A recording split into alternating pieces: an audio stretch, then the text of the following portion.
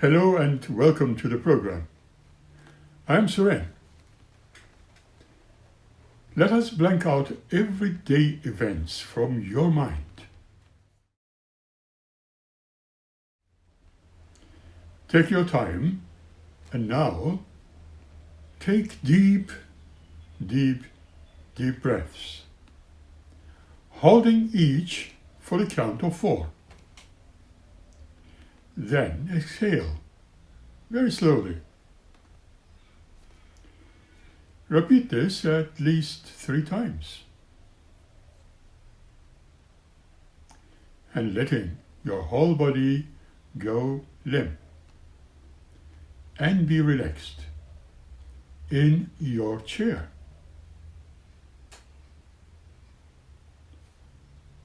Now we are aiming to go into a deep meditation.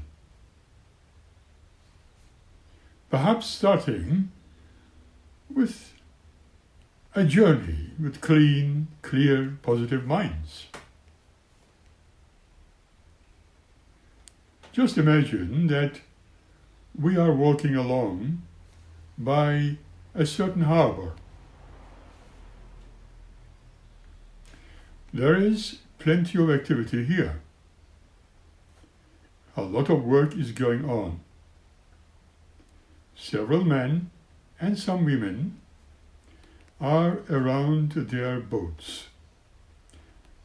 Some are painting, others are checking their sails. There are also those who are fixing and mending their fishing nets.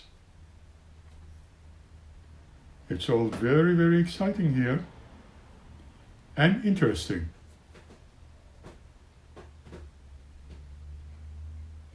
Between everything else, there's a fair bit of noise, and the seagulls are adding their voices to the merry noise.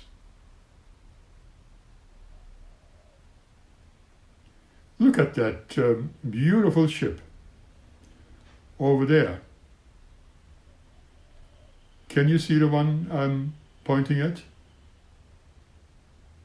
The one which is quite a large, and it's painted white. That one.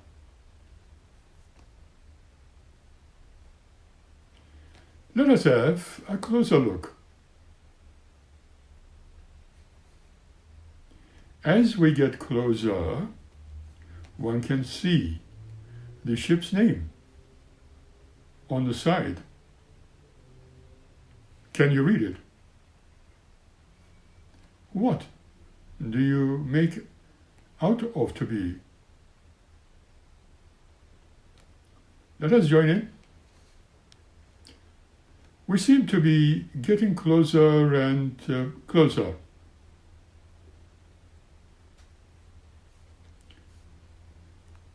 It must be our lucky day. I observe 2 of the seamen dressed in white uniforms, directing us up onto the gangway. This is interesting. Well, let us join in our unexpected journey. And as we step in, we can feel it swing a bit. I hope you're not worried. Now we are safely on board at last. The captain and a few of his crew are greeting us as if they were waiting. I repeat that this is something we have not expected. But it is indeed so lovely and quite exciting. Do you agree? Let us go over to the rear end so we can wave to the people upon the shore below, if you like. goodness, this is higher than I thought. Now, a number of seamen have cast off. As we don't see this usually or often happen, and we are moving out of the harbor into the open sea.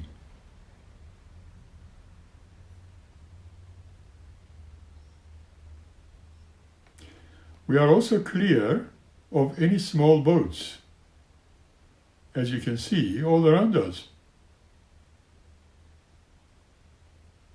Oh, the ship is going a few knots faster now. You can feel the cool air on your face, running through your hair.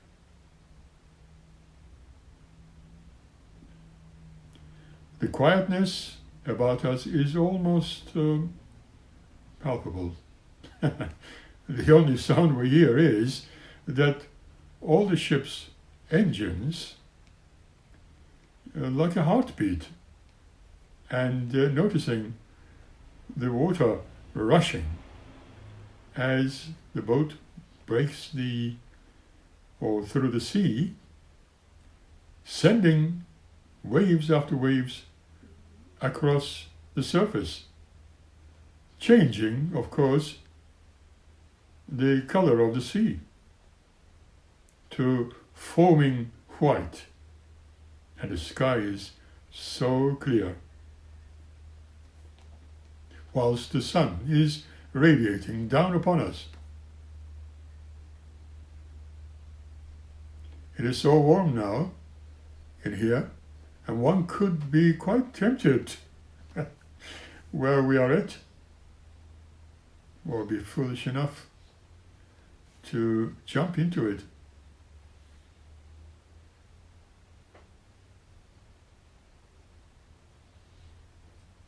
Is that a friendly dolphin or a ferocious shark we see on the horizon? Have a look.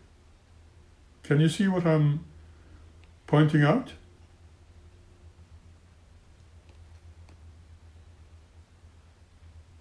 You see, the unknown makes one shiver in spite of the warmth of the sun. Better to take a stroll along the deck to see what else there is of some interest, perhaps. You are observing many people here. Some are walking to and fro, while I'm, sitting down and enjoying the scenery and acquiring, cool drinks. Can you hear the children playing, splashing in the water, and adults calling them in the distance? Look, there is a swimming pool here. Well, just what we may have needed. Nothing to pay for joining in the fun.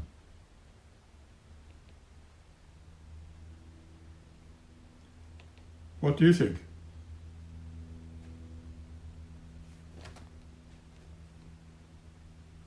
No need to worry about not having a bathing costume either. We can borrow those things from the attendant or attendants. What color costume have you chosen? Oh, I see. Once you have changed, you have to take a quick shower before you can go into the pool we are being told. There you have it.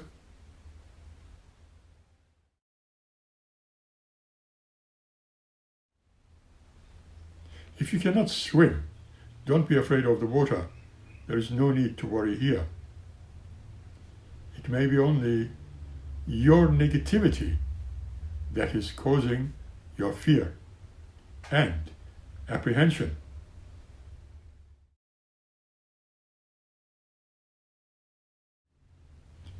I want you to sit on the side of the pool and put your feet into the water.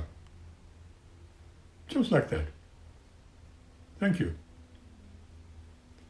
Kick your feet and feel the water cooling you down. Now, without any hurry, just slip down into the water up to your neck. Well done.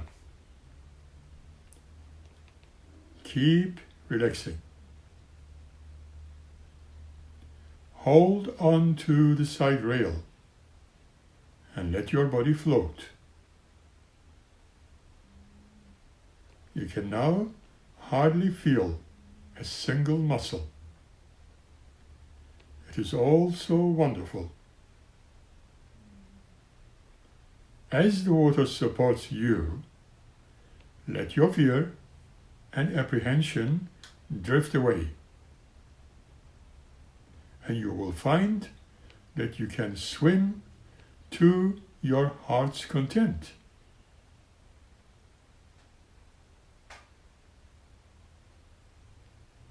Maybe learning to do so. When you have had enough, come out and lay down on one side of the sunbeds. Total relaxation.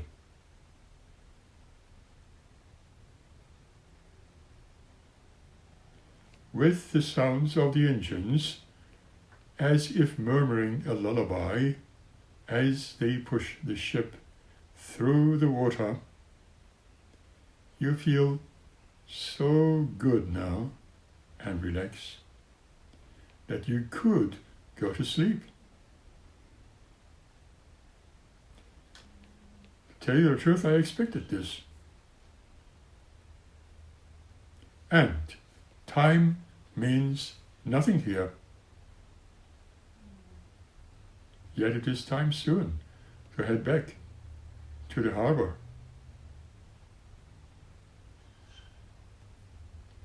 After all, we came here only for a short while.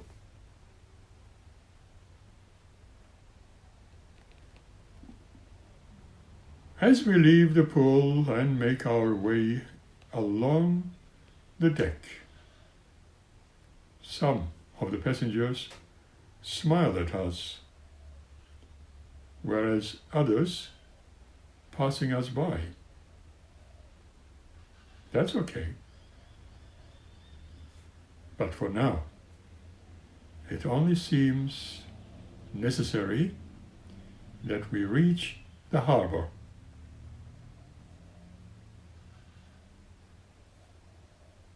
As we leave the ship, the captain and crew are standing by to see us safely off,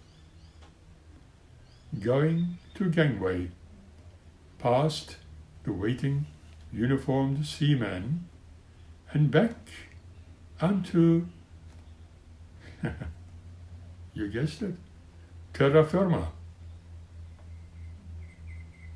We thank them for a wonderful journey we had.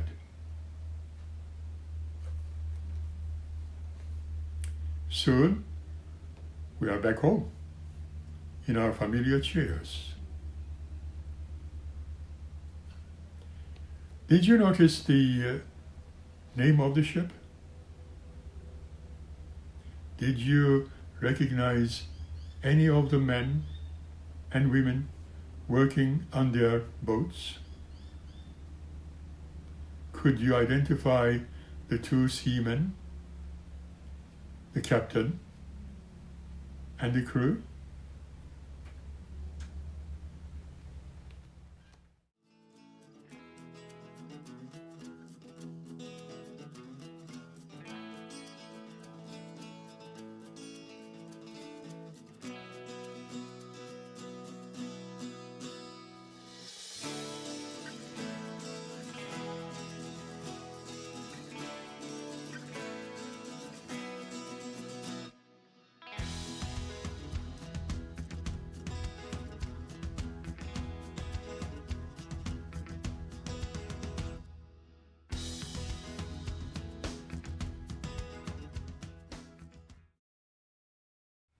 During the last episode, I was talking about the practical psychosynthesis, quoting some of the words of Robert Assagioli, MD. The actual construction of the new personality begins. A. Utilization of the available energies. These are 1. New forces released by the analysis and disintegration of the unconscious complexes. 2. Eternities, latent and until now neglected, existing on the various psychological levels. Such utilization demands the transmutation of many of these unconscious forces, and their inherent mutability makes it possible. Such transmutation is a process that is continually taking place within every one of us. Just as the usage of the heat changed into motion and electrical energy, and vice versa. Once emotions and impulses are transformed into physical actions or into imaginative and intellectual activities. Instances of such transformations have been observed and recognized by many.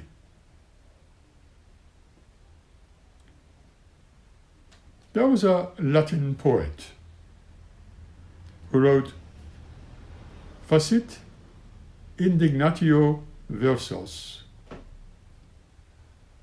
Indignation produces my poems. He realized how emotionally we have all suffered the same. If denied, a natural outlet happens through external action, and it can be transformed into poetic activity. Heine wrote, "Aus meinen großen Schmerzen mach ich die kleinen Lieder." Meaning, out of my great suffering, I produce my little songs. By doing that, he indicated that his pain has been sublimated into poetry and transfigured into beauty. Many more teachings and also examples in regard to the doctrine in practice of this transformation of the inner energies can be discovered in the Hindu yoga in question. This is not all even a Christian mysticism or asceticism, and it works on spatial alchemy, while some points have been contributed by psychoanalysis. We indeed have sufficient elements for the formation of the science of psychological energies, or psychodynamics, and reliable or adequate techniques by which to bring about the desired changes in ourselves and in others.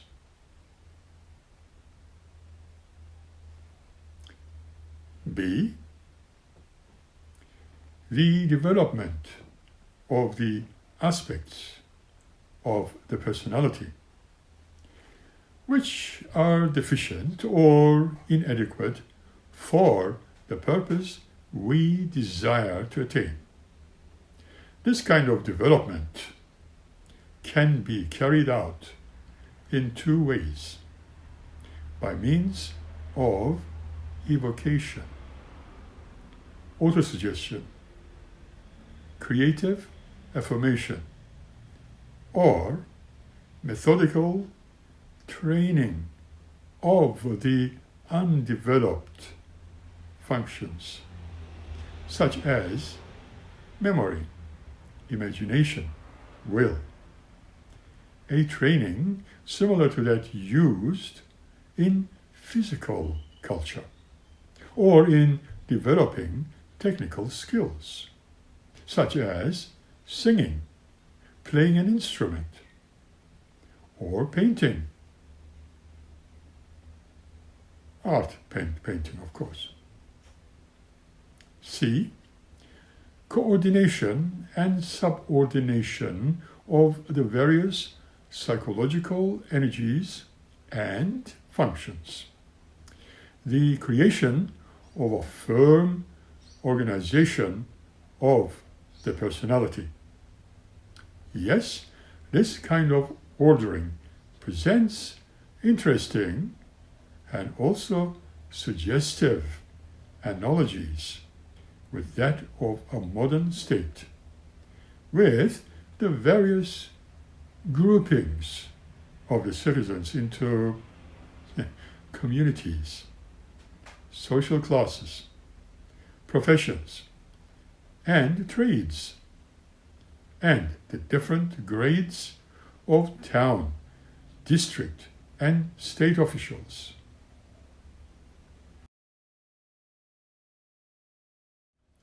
Such, in a brief outline, the process by which psychosynthesis is accomplished.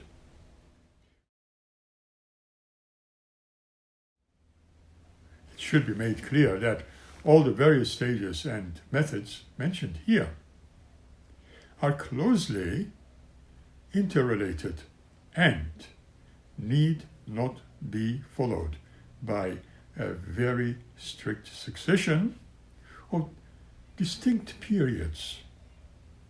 A human being is not a building for which your foundations must be laid, then the walls erected, and finally the roof added. The carrying out of the vast inner program of psychosynthesis may be started from various points and angles at the same time, and different methods and activities can be wisely alternated through shorter or longer cycles, according to the circumstances and inner conditions. And this may appear formidable, but there is no reason for doubt or any discouragement. The help of a competent therapist or a teacher obviously makes the task a lot easier. On the other hand, we also reach a satisfactory result by one's unaided efforts and through one's own trials and errors.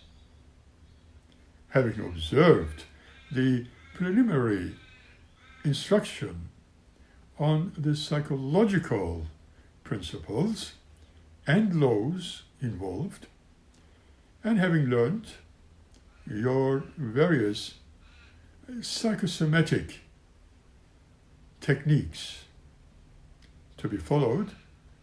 The rest is a question of practice, experience, intelligence, and intuition, which, of course, increase according to the need and to the steadfastness of the endeavor. This way, the newly generated personality is formed, and a higher life begins. Let's call it a true life. If we now consider psychosynthesis as a whole, with all its implications and the developments, we can see that it should not be looked upon as a particular psychological doctrine, nor as a single technical procedure.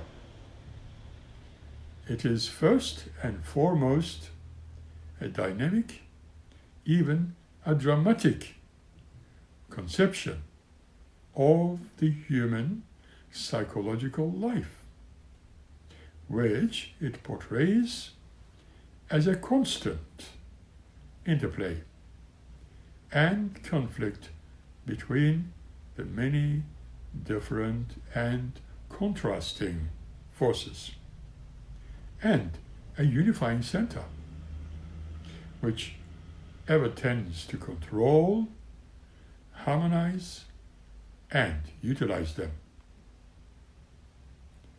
Psychosynthesis uses many techniques of psychological action, aiming for us at the development and perfection of the personality, and then at its harmonious coordination and increasing unification with the self.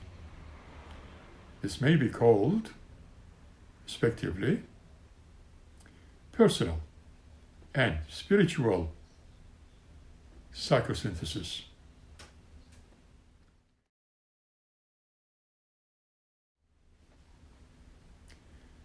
And so I would like to end this episode here,